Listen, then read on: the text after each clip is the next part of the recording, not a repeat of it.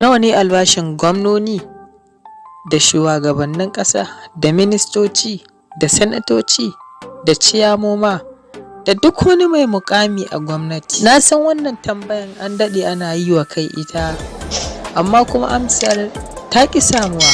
A wannan bidiyon mun binciko muku gaskiyar albashin shugabanni, kama tun daga kan shugaban ƙasa har zuwa kansilo da ma duk wani mai muƙami a gwamnatanci. Mun yi bincike sosai a wannan bidiyon kamin mu sake muku shi.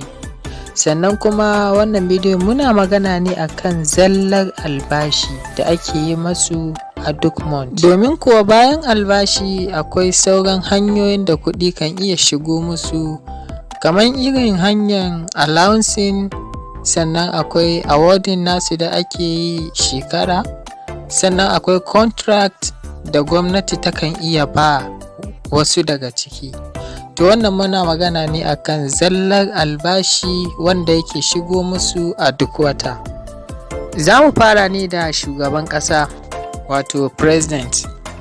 Bincike ya nuna shugaban ƙasa a Najeriya yana karɓar albashi kimanin miliyan 1.200,000. yayin da shi kuma vice president yake karɓar kimanin miliyan 1.10 wani abu kaɗan. Bincike ya tabbatar da minista yana karɓar kimanin naira 655,000, yayin da shi kuma special advisor yake karɓar kimanin naira 590,000. A wata Senate President yana karɓar albashi kimanin naira 774,000, yayin da Vice Senate President yake karɓar kimanin 673,000. Bincike ya tabbatar da Senator ya fi kusan kowa karɓar albashi, domin kuwa albashin Senator yana zozo da na shugaban ƙasa, inda yake karɓar kimanin miliyan 1.100,000 da 'yan canjoja. Speaker House of Representatives yana karɓar albashi kimanin naira 412,000, yayin da Vice Speaker House of Representatives yake karɓar kimanin naira 381,000. Member House of Representatives yana karɓar kimanin naira 794,000. Yanzu kuma sai State Governor. Amma kamin in faɗa, ina so cikin ranka ka ƙiyasta nawa ne ake biyan gwamna a wata. Na san da za a tambaya mutane da yawa 90 cikin 100 za su faɗi, domin kowa tunaninsa daban akan shin nawa ake biyan gwamna. Wasu za su yi tunanin kaɗan, wasu za su yi tunanin da yawa.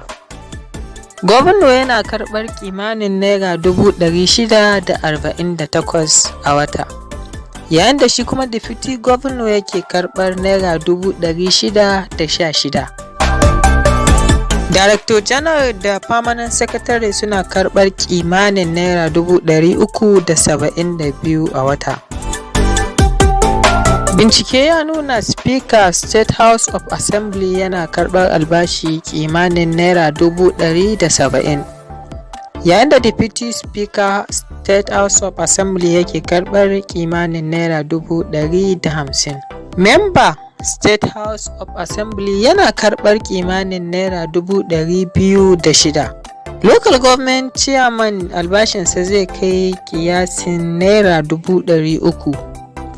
Councilor yana karɓar kimanin naira 246,000. Da wannan ne muka kawo ƙarshen wannan bidiyon. Na san mutane da yawa za su ta ƙorafi a kai, wasu za su ce hakan ne, wasu kuma za su ce ba hakan ba ne. To mu dai iya abin da bincike ya bamu kenan, kamar yadda muka faɗa, mun yi iya bincike wanda za mu tabbatar da mun binciko gaskiyar. Amma idan akwai wanda yake da wani tsokaci ko bayani ko sharhi akan bidiyon zai iya yin comment, sannan idan mun fahimta kuma mun gamsu za mu gyara.